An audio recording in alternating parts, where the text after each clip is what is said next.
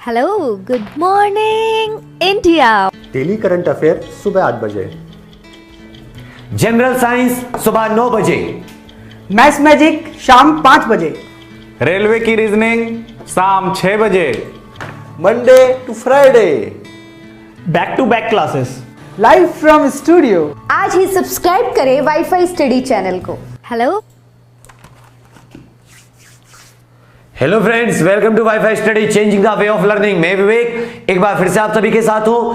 अब रेलवे दो नई ALP and group D railway की स्पेशल लाइव क्लासेस लेकर जनरल साइंस की।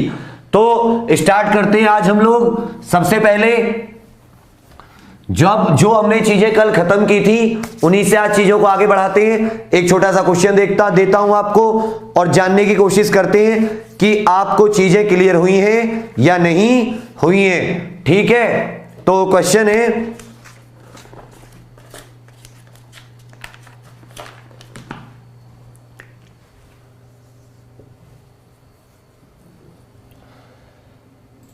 विच ऑफ द फॉलोइंग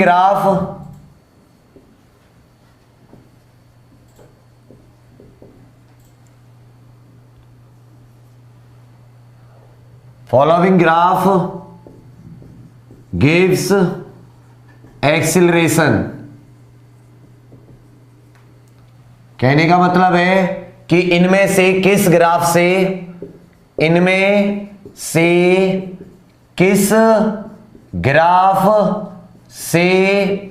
त्वरण प्राप्त होगा।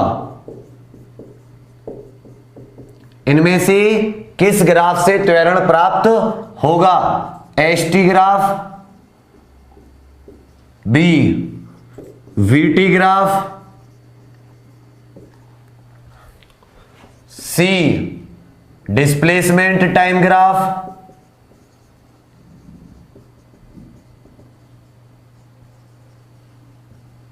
डी इनमें से कोई नहीं, नन ऑफ दीज। क्या कह रखा? वेग या समय वाला चित्र, दूरी या समय, विस्थापन या समय वाला, और नोटा नन ऑफ दीज, इनमें से कोई नहीं।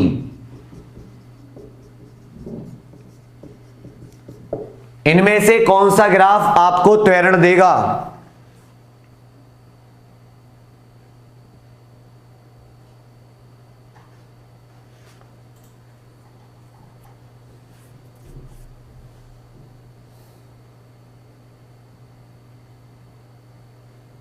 शाबाश, वेरी गुड। बहुत सारे बच्चे आंसर कर रहे हैं। Very good, very very good, शाबाश।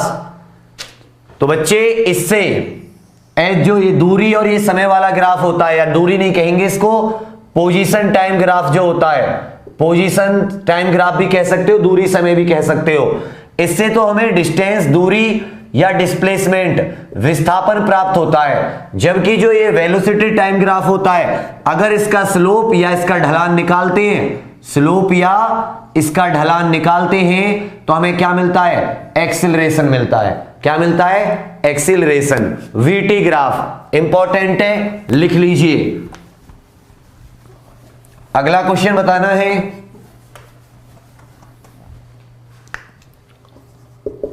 क्वेश्चन नंबर 2 कहता है कि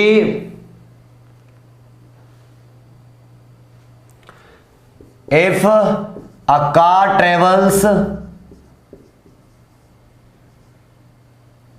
half of the distance with 20 kilometer per hour and another half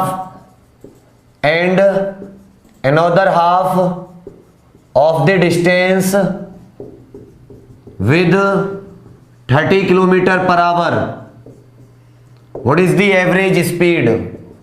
Average speed क्या कह रहा है? अगर एक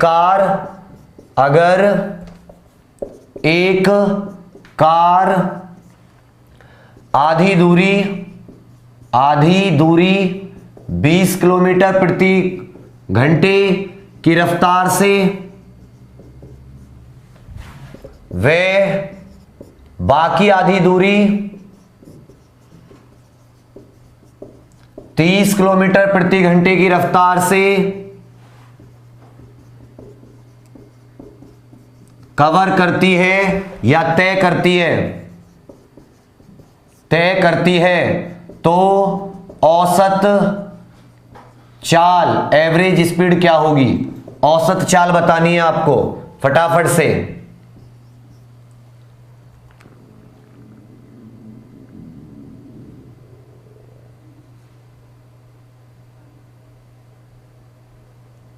औसत दूरी, बेटा वो थोड़ी भूख लग रही है, पेट से आवाज आएंगी, परेशान मत होना। रात लेट से सोते हैं बहुत ज्यादा तो सुबह टाइम नहीं मिल पाता, ठीक है? फटाफट से बताइए।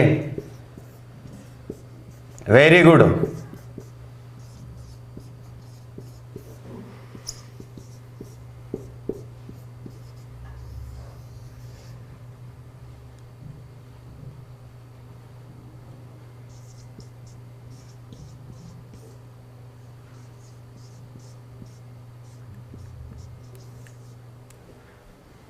छब्बीस kilometre per hour, 24 kilometre per hour, 25 kilometre per hour, 20 kilometre per hour. शाबाश, वेरी गुड। क्वेश्चन समझ में आया ना? शाबाश। देखो ये जो क्वेश्चंस होते हैं ये होते हैं एवरेज दूरी, एवरेज चाल निकालने वाले। कल हमने कई सारी स्पीड और वेलोसिटी करने की कोशिश की थी कि औसत चाल क्या होती है, एक समान चाल क्या होती है, यूनिफॉर्म वेलोसिटी, यूनिफॉर्म स्पीड, उसी के ऊपर ये क्वेश्चन है। तुक्के से नहीं करना बच्चे।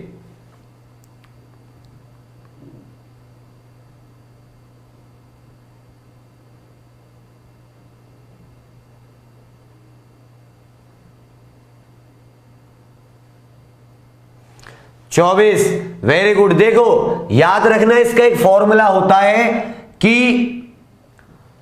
अगर जितनी दूरी, मान लो कि पहले कितनी दूरी, मान लो आपने 5 किलोमीटर या 10 किलोमीटर, या हमने क्या कहा यहां पे, हमने कहा हाफ डिस्टेंस, कि आधी दूरी तो 20 किलोमीटर प्रति घंटे से की और बाकी बची हुई आधी, मतलब जितनी पहले कवर की उतनी ही दूसरी 30 किलोमीटर से कवर की, तो औसत चाल निकालने का फॉर्मूला होता है 2v1v2 upon v1 plus v2।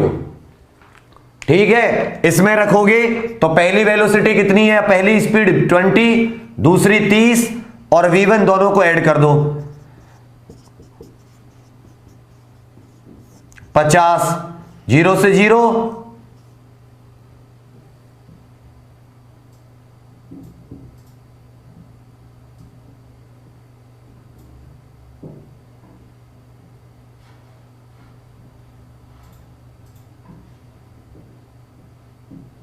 Zero से 0 हो गया, 5 से 6, 6 दूनी 12 और 12 दूनी 24, 24 किलोमीटर पर आवर। कितनी निकल गई? 24 किलोमीटर पर आवर। ठीक है, 24 किलोमीटर पर आवर। शाबाश।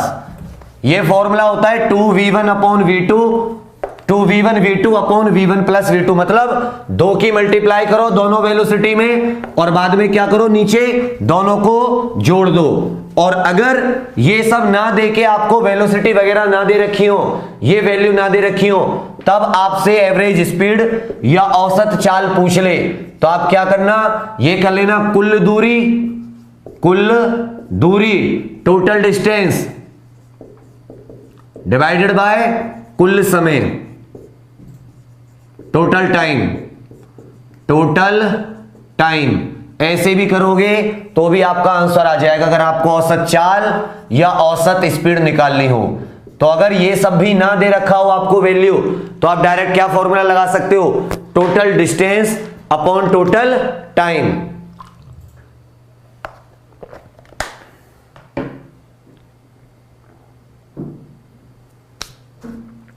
एक बार बताओ बच्चे, राहुल, कि क्या मास्टर का काम बिना बोले हो जाएगा?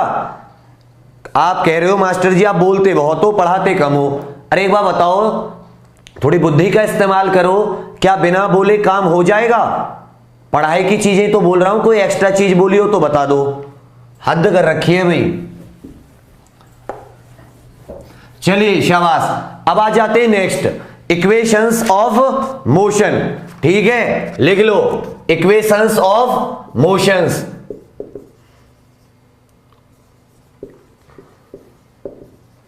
गति के कुछ सूत्र, गति के कुछ सूत्र। पहला v equal to u plus a t. देखो v होती है अंतिम वेग, अंतिम वेग या कह सकते हो फाइनल वेलोसिटी। अब इसको समझाऊंगा अच्छे से क्वेश्चन लेके। u होती है शुरुआती वेलोसिटी, शुरुआती वेग या कह सकते हो initial velocity, initial velocity. a होता है एक्सिलरेशन अर्थात त्वरण, और t होता है बच्चे टाइम अर्थात समय। समझ लेना इसमें। देखो v मतलब एक जैसे सिंपल समझ लो कि एक गाड़ी की स्पीड 10 किलोमीटर पर आवर थी। समझ गए? शुरुआत में वो कितने से चल रही थी? 10 किलोमीटर पर आवर। तो शुरुआत की वेलोसिटी को आप किस नाम से बुला रहे हो? u से। तो u कितना हो गया? 10 किलोमीटर पर आवर। आपने उसे थोड़ा सा एक्सेलरेशन दिया, थोड़ा सा आपने जो एक्सेलरेटर होता उसको दबा दिया, तो गाड़ी की स्पीड बढ़ के कितनी हो गई? 20 किलोमीटर पर आवर। तो जब आपने उसको दबा दिया, आपकी अंतिम वेग फाइनल वेलोसिटी कितनी हो गई? 20 किलोमीटर पर आवर। तो इस पे कितना लगा? v। पूछा है कि टाइम था 2 सेकंड, टाइम कितना लगा? 10 से 20 होने में टाइम कितना लगा? 2 सेकंड। आपसे पूछा बताइए इस पे त्वरण या a अर्थात एक्सेलरेशन कितना लगा होगा। ठीक है,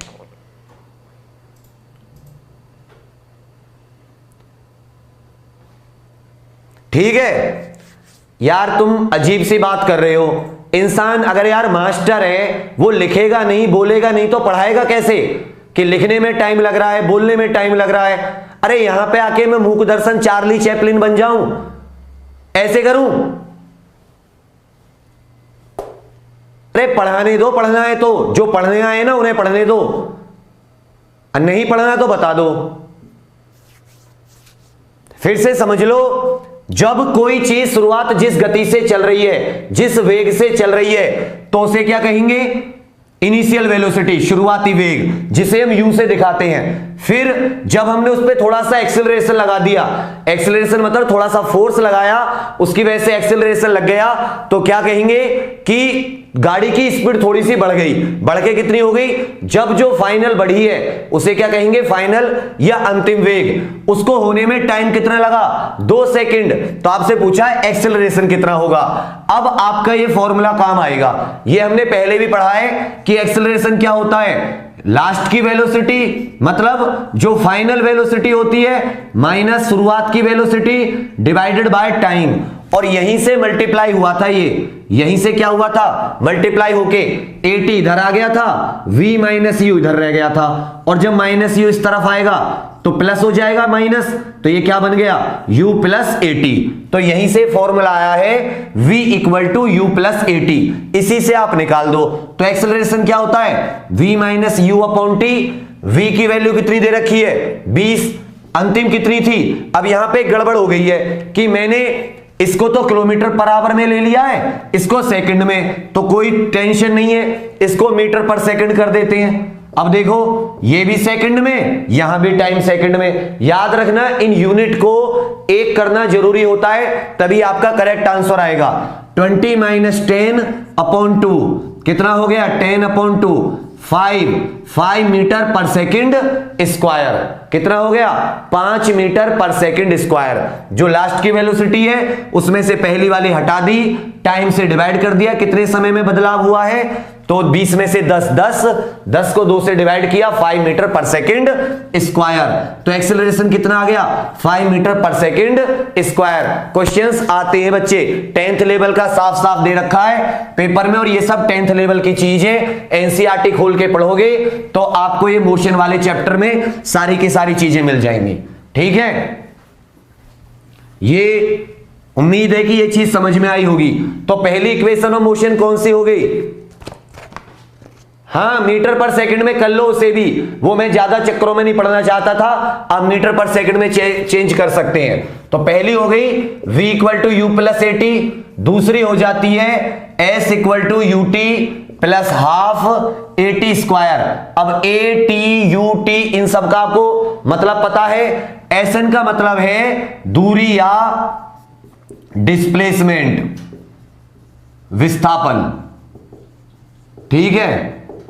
और एन ने यहां पर टाइम कि कितने टाइम में कितनी दूरी कवर की या कितना डिस्प्लेसमेंट कवर हुआ, डिस्टेंस या डिस्प्लेसमेंट, ठीक है। और तीसरी हो जाती है हमारी v square equal to u square plus 2as, ठीक है। V square equal to u square plus 2as, या एन भी हटा दो, एस से लिखो simple, s equal to u t plus half a t square. इसके ऊपर एक क्वेश्चन कर लेते हैं।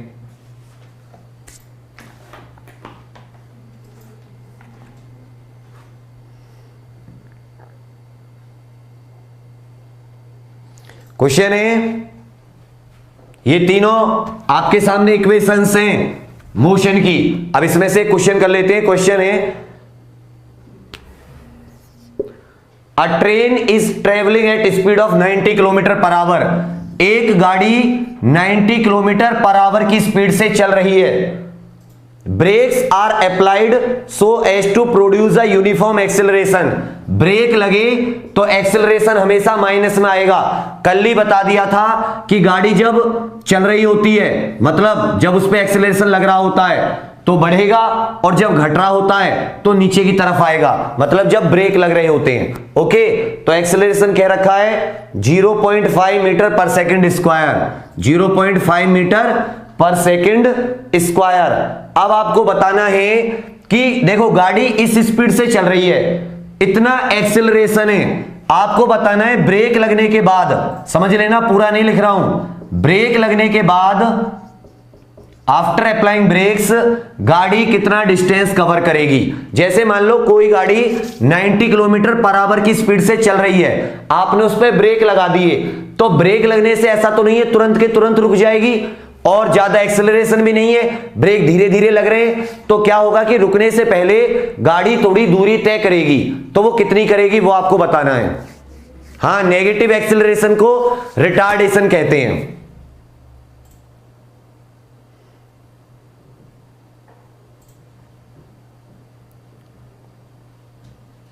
बच्चा इसमें कीजिए, शाबाश, ऐसे चीजें समझ जाइए, ये सब चीजें हेल्प करेंगी बहुत ज्यादा आपको।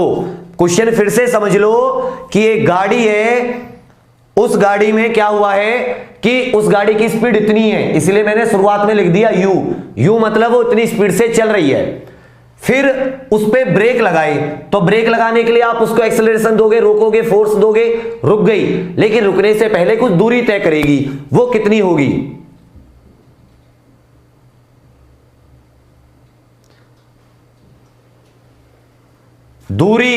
दूरी बतानी है, दूरी जल्दी बताइए। ये रहे फॉर्मूले, इसमें से ढूंढो। चलो ठीक है, एक बात दोबारा कर लेते हैं, समझो, ठीक है। इसको सिंपल भाषा में कर देता हूं। A car is travelling with a speed of 90 kilometer per hour. After applying brakes on giving acceleration of minus 0.5 meter per second square, it stops. Find the distance covered by the car before stopping. कहने का मतलब है एक car 90 kilometre प्रति घंटे के हिसाब से चल रही थी, 90 किलोमीटर प्रति घंटे के चाल से चल रही थी, -0.5 मीटर पर सेकंड स्क्वायर त्वरण से ब्रेक लगाने पर वह रुक गई। रुकने से पहले तय की गई दूरी ज्ञात कीजिए। तय की गई दूरी ज्ञात कीजिए। अब समझ में आया क्वेश्चन? कि देखो बात समझना थोड़ा सा, कि एक गाड़ी 90 किलोमीटर पर घंटे के हिसाब से चल रही है, इतना आपने उस पर त्वरण लगाया, एक्सीलरेशन लगाया, तो गाड़ी रुक गई। हम सब जानते हैं अपनी डेली लाइफ में, जब किसी गाड़ी पे ब्रेक लगते हैं तो वो थोड़ी देर बाद रुक जाती है। रुक जाती है, नहीं रुक जाती है? जब हाई पावर ब्रेक लगते हैं तो तुरंत रुक जाती है, तब भी थोड़ी दूरी तय करती है। क्वेश्चन यही है कि वो दूरी कितनी तय करती है। तो आपके पास 3 इक्वेशन है, v equal to u plus at, s equal to u t plus half at square 1/2 at square. A का मतलब एक्सेलरेशन, यू का मतलब शुरुआत में जिस स्पीड से चल रही है, v का मतलब फाइनल रुकने पे कितनी हो गई, और एक फॉर्मूला है v square equal to u square plus 2as। अब समझो, आपको डिस्टेंस निकालना है, फाइंड द डिस्टेंस, तय की गई दूरी। क्या निकालनी है आपको? दूरी। तो दूरी में मतलब s क्या बताता है, लिखा था मैंने थोड़ी देर पहले, दूरी बताता है। तो दूरी s तो इसमें है नहीं, ये फॉर्मूला काम नहीं करेगा। ये 2 फॉर्मूला हो गए, s वाला और v स्क्वायर वाला, समझ लेना। अब इसमें देखो, इसमें टाइम की जरूरत है ना, है टाइम की जरूरत, लेकिन टाइम तो आपको दिया ही गया नहीं है, कहीं भी टाइम तो शो ही नहीं कर रहा, तो ये वाला फॉर्मूला भी हो जाएगा गलत। फॉर्मूला बच गया ये वाला फॉर्मूला बच गया। इतना तो समझ में आ गया कि यहां पे टाइम चाहिए, यहां पे तो ऐसा ही नहीं, ये दोनों फॉर्मूला हो गए गलत, फॉर्मूला बच गया ये। अब बोले v का मतलब बताया अंतिम वेग, v का मतलब मैंने अभी क्या समझाया था थोड़ी देर पहले, फाइनल वेलोसिटी। अब सोचो, जब कोई चीज रुक जाएगी तो रुकने पे उसका वेलोसिटी कितनी हो जाएगी? कोई चीज ब्रेक लगाने पे रुक जाएगी तब उसकी वेलोसिटी कितनी हो जाएगी? 0। अंडा क्या हो जाएगी फाइनल वेलोसिटी? 0, चाहे आप मीटर पर सेकंड कर लो या किलोमीटर पर आवर। एक चीज याद रखिएगा, अभी आगे देखेंगे। तो ये हो गई। फिर बोले यार स्पीड चल किससे रही थी? तो अभी आपको बताया शुरुआत में किससे चल रही थी, 90 किलोमीटर पर आवर। तो यू कितना दे रखा है? 90 किलोमीटर पर आवर। देखो यहां पे किलोमीटर पर आवर में दे रखा है, यहां पे मीटर पर सेकंड स्क्वायर में, तो हमने इसको क्या किया, मीटर पर सेकंड में चेंज कर लिया। 5/18 से क्या करके मल्टीप्लाई करके, 18 पंजे 90, 25 मीटर पर सेकंड। क्या आ गई मीटर पर सेकंड में? 25 मीटर पर सेकंड। इसको क्या मान लिया? 0 मीटर पर सेकंड। एक्सीलरेशन कितना दे रखा है? त्वरण -0.5 मीटर पर सेकंड स्क्वायर। फॉर्मूले में लगा दो इसमें v स्क्वायर, जहां पे v है वहां पे 0 कर दो, जहां पे u है वहां पे 25 का स्क्वायर कर दो। 2a कितना है? 0.5 सर, ठीक है। 2 और a हमें निकालना है, सॉरी a दे रखा है, s हमें निकालना है। यहां तक कोई दिक्कत नहीं होगी। अब क्या किया, देखो जो a है वो माइनस में है, तो ये क्या हो जाएगा, 5 दूनी 10, एक के बाद में -1.0 मल्टीप्लाई करेंगे 25 का स्क्वायर 625। समझ लेना, ये माइनस इधर आके क्या हो जाएगा प्लस, 5 1 5, और ये क्या रह गया माइनस, जगह नहीं, एक सेकेंड,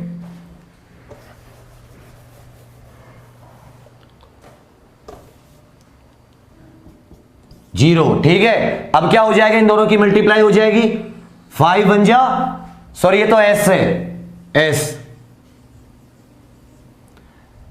ये कितना हो गया प्लस का 625, इधर आके क्या हो गया माइनस का 625, और इधर क्या बच गया माइनस s इंटू 1, क्या रह गया माइनस s इंटू 1, माइनस से माइनस कितना दूरी तय करेगी 625 मीटर, कितना कवर करेगी 625 मीटर।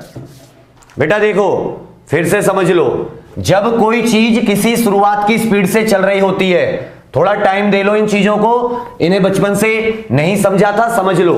जब कोई चीज जिस शुरुआती स्पीड से चल रही होती है, शुरुआती वेग कह लो या चाल कह लो, ठीक है, उसे हम यू से दिखाते हैं। किससे दिखाते हैं? यू से। वो कितने से थी? 90 किलोमीटर पर आवर। 1 घंटे में 90 किलोमीटर। और किलोमीटर पर आवर को मीटर पर सेकंड में चेंज करने के लिए आप क्या करो? 5/18 से गुणा कर दो। 5/18 से गुणा की, 18 पंजे 90, 5 पंजे 25 मीटर पर सेकंड। जब गाड़ी जो लास्ट में उसकी जो स्पीड होती है वो होती है v मतलब अंतिम वेग, फाइनल वेलोसिटी, अंतिम या फाइनल वेग या वेलोसिटी, तो क्या हो जाएगी? 0 हो जाएगी, क्योंकि गाड़ी रुक जाएगी, रुकने पे तो 0 हो जाएगी। कितना एक्सेलरेशन था? -0.5 मीटर पर सेकंड स्क्वायर, -0.5 मीटर पर सेकंड स्क्वायर फॉर्मूले में रखा और बस उसको सॉल्व किया, कुछ एक्स्ट्रा नहीं किया।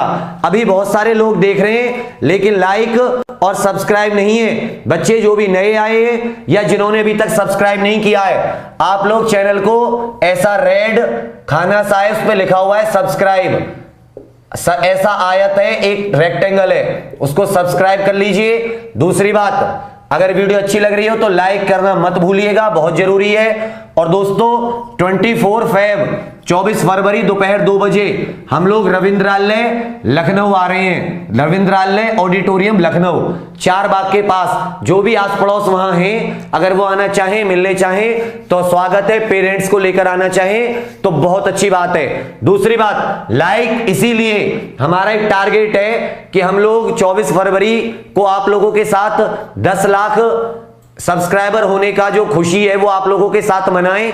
तो आप लोगों से निवेदन है कि आप लोग वीडियो को ज्यादा से ज्यादा शेयर करें और लोगों को सब्सक्राइब कराएं, जिससे कि हमारी ये मुहिम कामयाब हो सके। Thank you. इसको सब्सक्राइब लाइक जरूर कीजिएगा, ठीक है। चलिए आगे बढ़ते हैं। ये चीजें हो गई खत्म, इनके ऊपर क्वेश्चंस कर लीजिएगा, बहुत सारे, 1-1, 2-2, 3-3 क्वेश्चन, तो आपको पता चल जाएगा, ठीक है।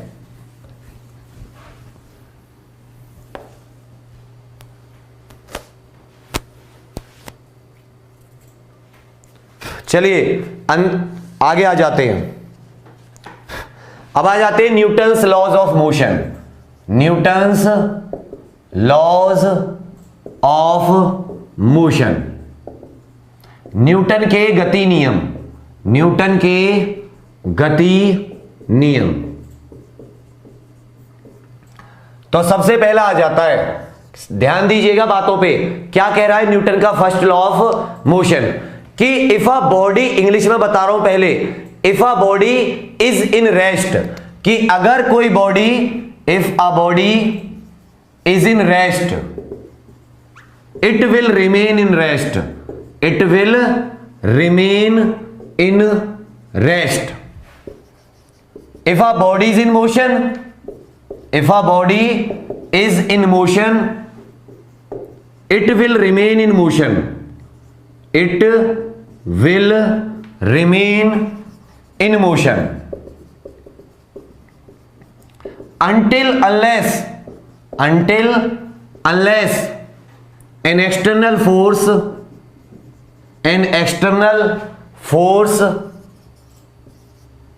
is required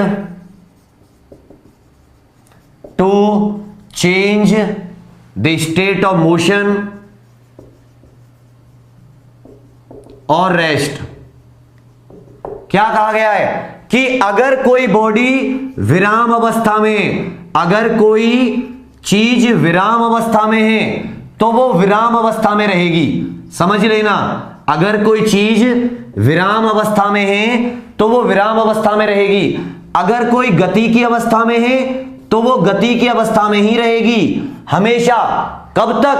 जब तक कि उस पर कोई बाहरी बल ना लगाया जाए, जब तक कि कोई उस पर कोई बाहरी बल ना लगाया जाए। और वो जो बाहरी बल लगाया जाएगा उसकी वजह से उसकी जो वो अवस्था होगी, मतलब अगर वो गति कर रही है तो वो रुक जाएगी, अगर वो रुकी हुई है तो वो चल जाएगी। किसकी वजह से? एक एक्सटर्नल फोर्स की वजह से, एक बाहरी बल की वजह से। समझ रहे हैं? न्यूटन का ये पहला नियम है जो किस पे बना हुआ है? गैलीलियो लॉ ऑफ मोशन भी बोलते हैं इसको। सबसे पहले ये गैलीलियो साहब ने दिया था, इसी को मॉडिफाई करके किसने कर दिया? न्यूटन ने। और इसको लॉ ऑफ इनर्शिया भी कहते हैं। क्या कहते हैं? जड़त्व का नियम। क्या कहते हैं? जड़त्व। यहां से एक नया शब्द आया है, जड़त्व का नियम। समझिएगा मेरी बात को। देखो, मान लो एक बॉल है, समझ लेते हैं, आपने क्रिकेट देखा होगा, फील्ड में एक बॉल है, बैट्समैन ने इस बॉल को जोर से हिट किया, बॉल चलती जा रही है, ठीक है।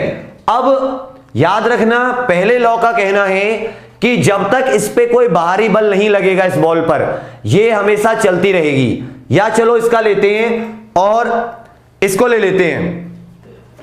जैसे ये बोर्ड है या मान लो ये किताब है, ठीक है, किताब को मान लेते हैं। मान लो ये किताब यहां पे किसी उस पे रखी हुई है, टेबल पे रखी हुई है कोई किताब। अब क्या किया, मान लेते हैं कि इस किताब पे जब तक मैंने कोई बाहरी फोर्स नहीं लगाया, इस किताब पे जब तक मैंने कोई बाहरी फोर्स नहीं लगाया, ये क्या रहेगी? हमेशा यहीं पर खड़ी रहेगी या यहीं पे रुकी रहेगी। जैसे मैं इस पे थोड़ा सा बाहरी फोर्स लगाता हूं, ये किताब आगे की तरफ बढ़ जाएगी। ये किताब क्या होगी? आगे की तरफ बढ़ जाएगी। कहने का मतलब है कि चीजें या अगर विराम अवस्था में है तो हमेशा विराम अवस्था में रहेंगी, और अगर वो गति कर रही हैं, चल रही हैं, तो वो चलती रहेंगी जब तक कि उन पर कोई बाहरी बल नहीं लग जाता, जब तक कि उन पे कोई एक्सटर्नल फोर्स नहीं लग जाता। समझ रहे हैं इस बात को? तो एक्सटर्नल फोर्स जरूरी होता है किसी भी चीज की गति से विराम करने के लिए, विराम से गति में लाने के लिए। और यहीं से एक वर्ड आया है इनर्शिया। इस इनर्शिया का मीनिंग क्या होता है वो मैं समझा रहा हूं।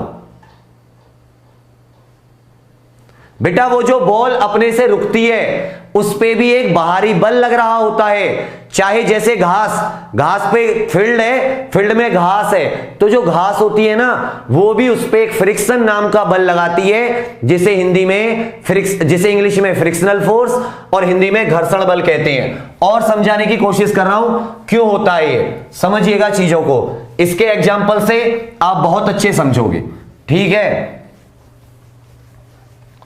देखो, इनर्शिया, जड़त्व की बात करेंगे। जड़त्व, ये हर एक ऑब्जेक्ट की, दुनिया में कोई भी चीजें हो, अगर उनमें जब परिवर्तन होता है, क्या होता है? परिवर्तन होता है, चेंज आता है। किसमें चेंज आता है? रेस्ट में, विराम अवस्था में, या मोशन, गति की अवस्था में, तो वो क्या करती हैं? उस परिवर्तन का विरोध करती हैं। क्या करती हैं? परिवर्तन का विरोध या परिवर्तन को रेसिस्ट करती हैं। समझिएगा, इनर्शिया हर एक चीज, हर एक वस्तु या ऑब्जेक्ट की अंदरूनी खासियत है, जिसकी वजह से वो परिवर्तन होता है रेस्ट में या मोशन में या दिशा में। किसमें? दिशा में। डायरेक्शन भी कर लीजिए, दिशा में। तो वो उस परिवर्तन को क्या करती है दोस्तों?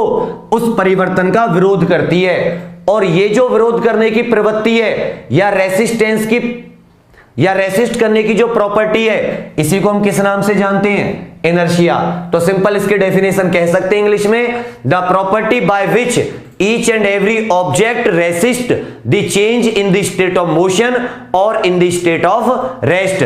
कि हर एक वस्तु की वो खासियत या वो विशेषता जिसके कारण वो अपनी अवस्था, गति की अवस्था या विराम की अवस्था या दिशा में परिवर्तन का विरोध करती है। और ये इनर्शिया आता किसकी वजह से है? जो बॉडी के अंदर द्रव्यमान होता है, मास होता है। लिख लीजिए, मास की वजह से, मास की वजह से या द्रव्यमान की वजह से क्या बनता है? इनर्शिया बनता है। तो सिंपल सी बात है, जिसका ज्यादा द्रव्यमान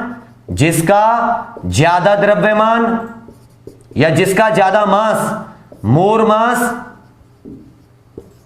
मोर इनर्शिया, ज्यादा इनर्शिया, मोर जड़त्व या इनर्शिया, मोर जड़त्व या इनर्शिया। कहने का मतलब क्या है? अगर कोई वस्तु ज्यादा भारी है, मान लो एक वस्तु है m1, जिसका मास कितना है 60 केजी। दूसरी है M2 जिसका कितना है 100 किलोग्राम। तो जिसका द्रव्यमान ज्यादा होगा दोस्तों उसी का इनर्शिया ज्यादा होगा। इसीलिए अगर आप ट्रक और साइकिल की बात करेंगे, एक ट्रक और एक साइकिल, तो ट्रक को आपको, अगर ट्रक रुका हुआ है तो आपको उसको मोशन में लाने के लिए आपको बहुत ज्यादा बल लगाना पड़ेगा, आपको ज्यादा एक्सटर्नल फोर्स चाहिएगा, क्योंकि ट्रक का जो द्रव्यमान है वो बहुत ज्यादा है, जिसकी वजह से उसका जड़त्व ज्यादा है। और अभी आपने पढ़ा कि जड़त्व का मतलब क्या है, वो विराम अवस्था में चेंज होने से रोकेगा। अब जब उसका वजन, जब उसका द्रव्यमान ज्यादा है, मास ज्यादा है, तो वो रोकेगा भी ज्यादा। इसीलिए आपको उसको गति में लाने के लिए क्या करना पड़ेगा, अधिक बल लगाना पड़ेगा, ज्यादा फोर्स लगाना पड़ेगा। लेकिन दूसरी बात करें साइकिल की, तो साइकिल हल्की होती है, हल्के से वजन से आगे की तरफ, हल्के से बल से, हल्के से फोर्स से आगे की तरफ बढ़ जाती है। तो यहीं से आता है ये इनर्शिया। हर एक बॉडी की प्रवृत्ति होती है जिससे वो अपनी विराम से गति, गति से विराम या दिशा में परिवर्तन का विरोध करती है, और आती किसकी वजह से है, द्रव्यमान की वजह से। अब जब इसमें अब क्वेश्चन आता है कि कितने टाइप का होता है, तो देखो ये कितनी चीजों को होने से रोकता है, 3-4 चीजों को होने से रोकता है। एक तो विराम, एक मोशन गति, और एक दिशा। मतलब अगर कोई चीज विराम अवस्था में है तो वो कैसा रहना चाहेगी, विराम में ही रहना चाहेगी। इसीलिए इसको क्या बोलते हैं, इनर्शिया ऑफ रेस्ट। क्या बोलते हैं, पहले वाले को 3 टाइप का होता है, इनर्शिया विराम अवस्था का जड़त्व, ठीक है। सेकंड होता है अगर कोई चीज गति में है, मोशन में है, तो वो कैसा रहना चाहेगी, गति में। यहीं से आ गया इनर्शिया ऑफ मोशन। क्या आ गया, इनर्शिया ऑफ मोशन। तीसरा, अगर कोई चीज जिस दिशा में है, जिस दिशा में चल रही है, उसी दिशा में रहना चाहेगी, इसलिए यहां पे क्या आ गया, inertia of direction. Inertia of direction 3 चीजों का विरोध करती है, और तीनों की वजह से 3 तरह का जड़त्व हो गया, गति का जड़त्व, दिशा का जड़त्व, और ऊपर विराम अवस्था का जड़त्व। यहां तक कुछ चीज समझ में नहीं हो, पहले बताओ। अब इनके कुछ कुछ एग्जाम्पल करते हैं, जो एग्जाम्पल आपसे पूछे जाते हैं। मास को द्रव्यमान कहते हैं, क्वांटिटी ऑफ मैटर, किसी भी चीज के अंदर पदार्थ की जितनी क्वांटिटी होती है उसे मास कहते हैं, द्रव्यमान। वेट अलग होता है, वेट अलग होता है, ठीक है। वेट को ग्रेविटेशन में बताएंगे। देखो फिर से समझो बच्चा, इसका सिंपल सी भाषा का एग्जांपल लेते हैं। देखो क्या हुआ, सिंपल सा ले लेते हैं। आप लोग मान लो किसी बस में बैठे हुए हो, बस में या कार में, बस मान लेते हैं हम सब बैठे हुए हैं, स्कूल में बैठे होंगे, स्कूल बस से जाते होंगे या बड़े होकर। अगर हम लोग बस में बैठे रहते हैं, अब हमारा ध्यान कहीं और है और हमने बस के किसी हैंडल वगैरह को भी नहीं पकड़ रखा, आराम से बैठे हुए हैं, फ्री। अब हमारे 2 हिस्से हैं, एक तो जो हम बैठे हुए हैं तो हमारा जो डाउन का हिस्सा है वो टिका हुआ है बस के साथ इस तरह से, और जो ऊपर का हिस्सा है, कमर के ऊपर का हिस्सा, ये कैसा है, फ्री है। ये आराम से बैठे हुए हैं, नीचे का हिस्सा टिका हुआ है, ऊपर का हिस्सा फ्री है। अब क्या हुआ कि ड्राइवर ने अचानक से बस स्टार्ट कर दी, बस स्टार्ट थी, गियर डाला और अचानक से बहुत तुरंत उसने क्लच छोड़ के स्टार्ट कर दी। हमें नहीं था अंदाजा कि वो अचानक से स्टार्ट कर सकता है, हमें अंदाजा नहीं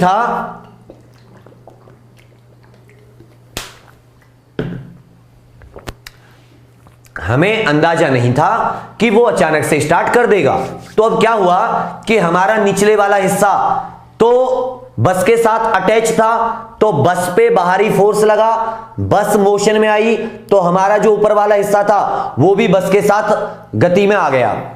बस खड़ी हुई थी, हम भी बैठे हुए थे आराम से, कोई नहीं चल रहा था, बस चल गई, बस के साथ हमारा जो निचले वाला हिस्सा था वो कांटेक्ट में था, इसीलिए वो हिस्सा भी चल गया, पहली बात। ठीक है, लेकिन जो ऊपर वाला हिस्सा था वो कैसा था, विराम अवस्था में था, और उसने कैसे रहने की कोशिश की, विराम अवस्था में रहने की कोशिश की, वो रेस्ट में था और उसने रेस्ट में ही रहने की कोशिश की। तो अब ये वाला हिस्सा तो आगे चला गया, ये वाला हिस्सा वहीं रहा, तो हम किस तरफ खाते हैं धक्का, पीछे की तरफ। हमें पीछे की तरफ एक झटका महसूस होता है। किस कारण से होता है, क्योंकि हमारा जो ऊपर वाला हिस्सा था उसने विराम अवस्था में रहने की कोशिश की थी, उसने रेस्ट में रहने की कोशिश की थी, जबकि जो नीचे वाला हिस्सा था वो बस के साथ। आपको याद होगा जब मैंने पहला लिखा कि किसी भी अवस्था को, किसी भी स्टेट को चेंज करने के लिए आपको एक बाहरी बल चाहिए, आपको एक एक्सटर्नल फोर्स चाहिए। तो बस के साथ निचले हिस्से पे तो एक्सटर्नल फोर्स लग गया था क्योंकि वो बस के साथ कांटेक्ट में था, लेकिन ऊपर वाला हिस्सा कैसा रहा, जैसे वो था, उसने विराम रेस्ट में रहने की कोशिश की। इसकी वजह से क्या हुआ, हम पीछे की तरफ एक झटका खाते हैं, और इसीलिए बाइक पे बैठे हुए होते हैं, पता नहीं रहता हमारा दोस्त बाइक चला रहा होता है, अचानक से तेज कर दे और हम लोगों ने कुछ पकड़ नहीं रखा है तो हम पीछे की तरफ गिर भी जाते हैं। उसका भी सेम कारण है, इनर्शिया ऑफ रेस्ट। समझ रहे हैं? परफेक्ट, शाबाश। लोअर पार्ट अटैच रहता है, ऊपर वाला पार्ट फ्री रहता है। ये फ्री रहता है, इसकी वजह से अपने आप को कैसे रहने की कोशिश करता है, जैसे ये पहले था, इसीलिए हम पीछे की तरफ झटका खा जाते हैं। शाबाश। एक चीज याद रखिएगा, एक चीज बहुत सही से याद रखिएगा। देखो क्वेश्चन कैसे पूछा जाता है, इस पे क्वेश्चन कैसे पूछा जाएगा और आप लोग कहां परेशान होंगे। तो देखो क्या किया, आपसे पूछ लेगा कि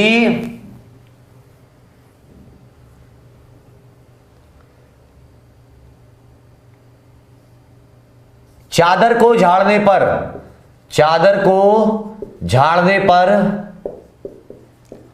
धूल के कण, धूल के कण निकल जाते हैं, निकल जाते हैं। इसमें किस प्रकार का जड़त्व है, इसमें किस प्रकार का जड़त्व है। On beating bedsheet the sand particles या डस्ट पार्टिकल्स गॉट डाउन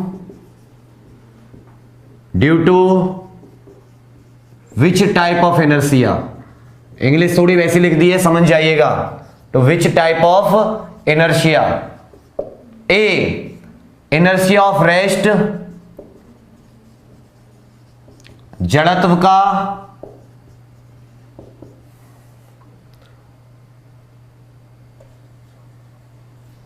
विराम जड़त्व, विराम जड़त्व, इनर्शिया ऑफ मोशन, गति जड़त्व। आ रहा है ना समझ में बच्चे? बता देना, लाइक करना मत भूलना। बार बार नहीं कहते तो उसका मतलब ऐसा मत समझना कि हमें जरूरत नहीं होती एनर्जी की।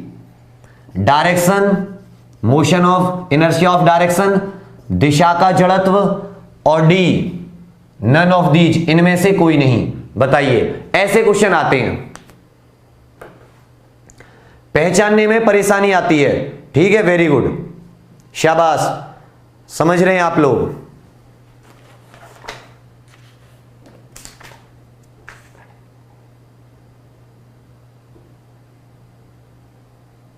शाबाश।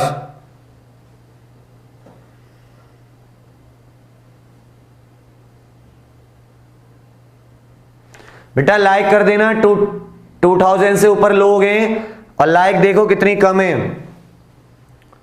बहुत एनर्जी मिलती है इन सब चीजों से।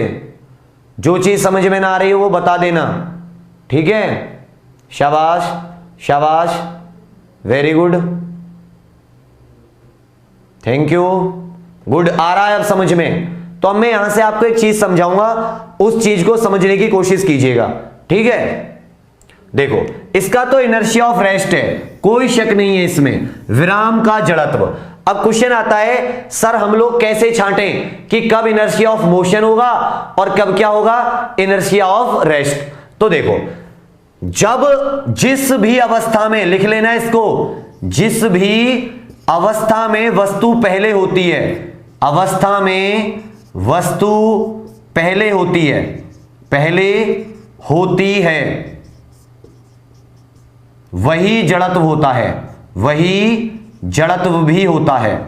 लिख लो इसको स्टार बना के, होता है मींस इनिशियल स्टेट। क्या कहा गया है, इनिशियल स्टेट, जो शुरुआत की स्टेट होती है, इनिशियल स्टेट, वही जड़त्व होता है जो शुरुआत की में होता है। देखो कैसे, जब आपने चादर को झाड़ा तो आपके हाथ में चादर भी है। बच्चे सब्सक्राइब कर लेना चैनल को, सब्सक्राइब कर लेना, ये 10 लाख टारगेट करना आपका काम है।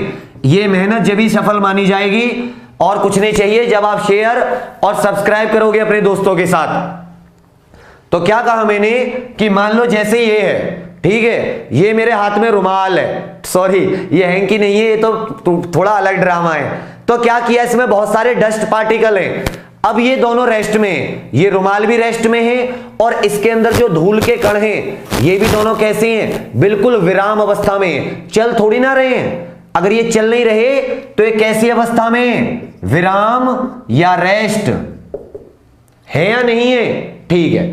अब मैंने क्या किया, इस चादर को झाड़ दिया, ऐसे इसको झाड़ दिया, तो क्या हुआ, ये जो रुमाल है ये तो मोशन में आ गया, रुमाल मोशन में आ गया, लेकिन जो इसके अंदर धूल के कण थे, धूल के कण अब भी कैसे रहे, धूल के कण कैसे रहे, विराम में, क्योंकि मैंने धूल के कणों पे बल नहीं लगाया। बल जो लगाया मैंने किस पे लगाया, बल लगाया मैंने इस हैंकी पर, समझ लेना, जो मैंने एक्सटर्नल फोर्स लगाया वो इस हैंकी पर लगाया। इसके अंदर जो धूल के कण थे, डस्ट पार्टिकल थे, उन पे कोई फोर्स नहीं लगाया, और जब मैंने उन पे कोई फोर्स नहीं लगाया तो धूल के कण कैसे रहे, रेस्ट में, और रेस्ट में रहने की वजह से वो नीचे गिर गए। वो जहां थे वहीं रहने की कोशिश की और ये चल दिया, और जब ये चल दिया तो जो पहले था वो वहीं पे रह गया, धूल के कण वहीं पे रह गए।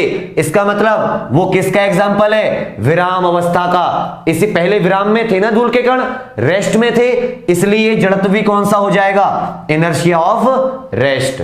जो पहले है वही जड़त्व होगा, ठीक है।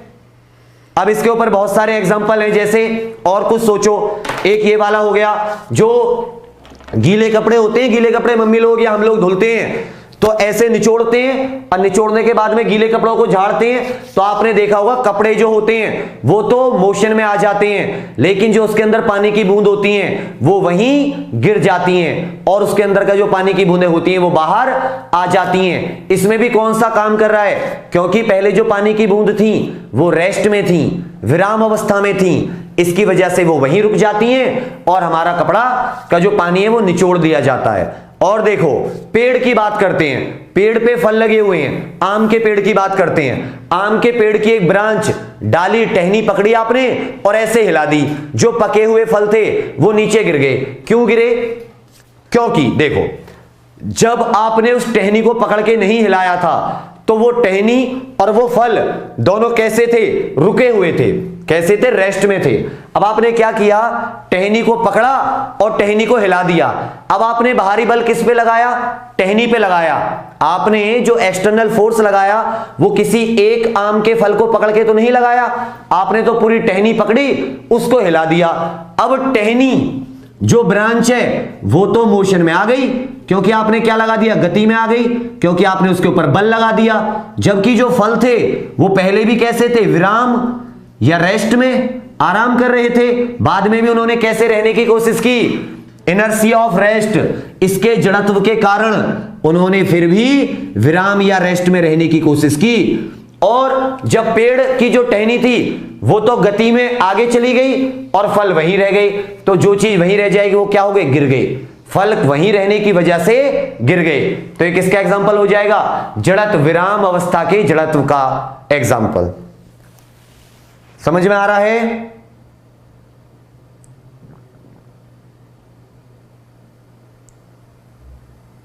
धूल नीचे गिर गया, इसी तरह फल नीचे गिर गए, बाकी सब वही रह गया। ठीक है, शाबाश। और देखो,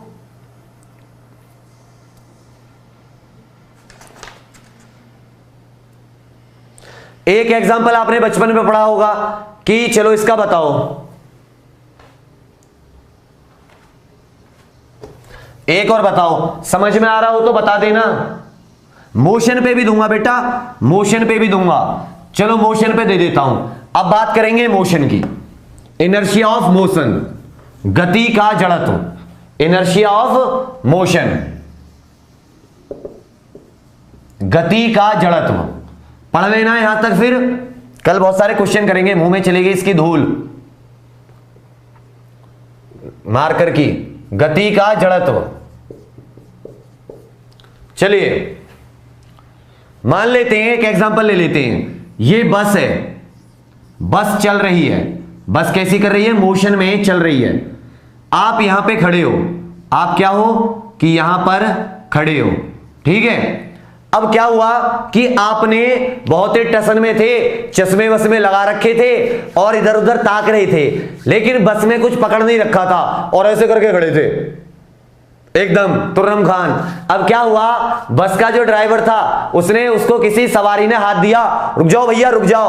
आप जानते हो जो बस के ड्राइवर होते हैं उन्हें सवारी दिख जाए तुरंत रोक लेते हैं। कोई पैसेंजर देख लिया, अब क्या हुआ कि उसने अचानक से ब्रेक लगा दिए।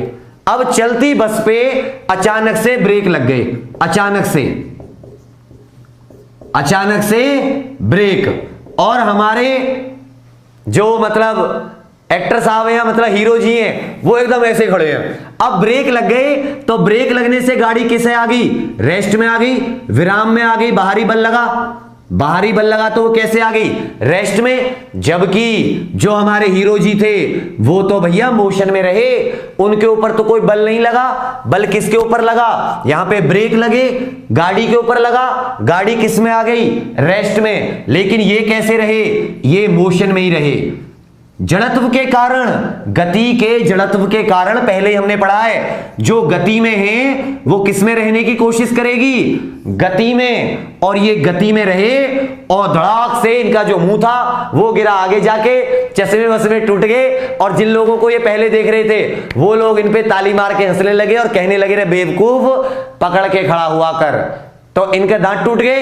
तो ये भी किसका एग्जांपल है? इनर्शिया ऑफ मोशन का। चलती गाड़ी अचानक से रुक जाए तो बिना पकड़े, या कोई बैठा हुआ है तो वो आदमी किस तरफ जाता है? आगे की तरफ, फॉरवर्ड। देखो, रुकी हुई गाड़ी चले तो पीछे, चलती हुई गाड़ी रुके तो आगे, और उसके दांत वांत टूट गए। इसका कारण सिर्फ और सिर्फ क्या है? इनर्शिया ऑफ मोशन, गति का जड़त्व। ठीक है, एक तीसरा एक लास्ट का रह गया, दिशा, डायरेक्शन वाला इनर्शिया।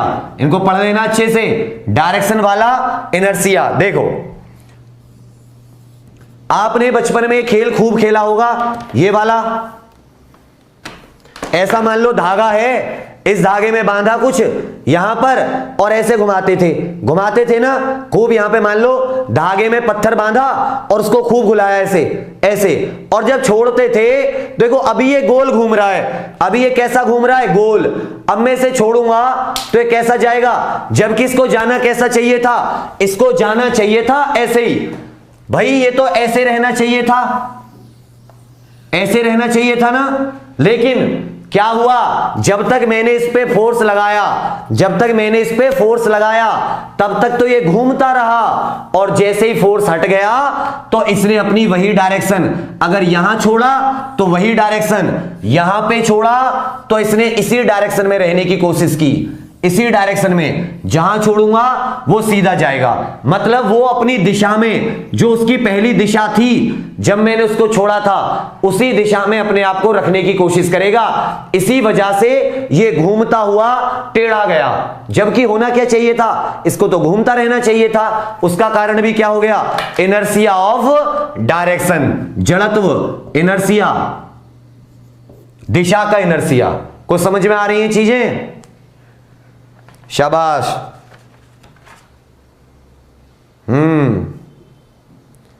भाई अब इससे बेहतर मैं नहीं समझा सकता, मेरा जी लिकड़ गया समझाते समझाते। ठीक है, अब आपको जैसा लगा हो बताना जरूर, कमेंट करना वीडियो पे दोस्तों, लाइक शेयर जरूर करना।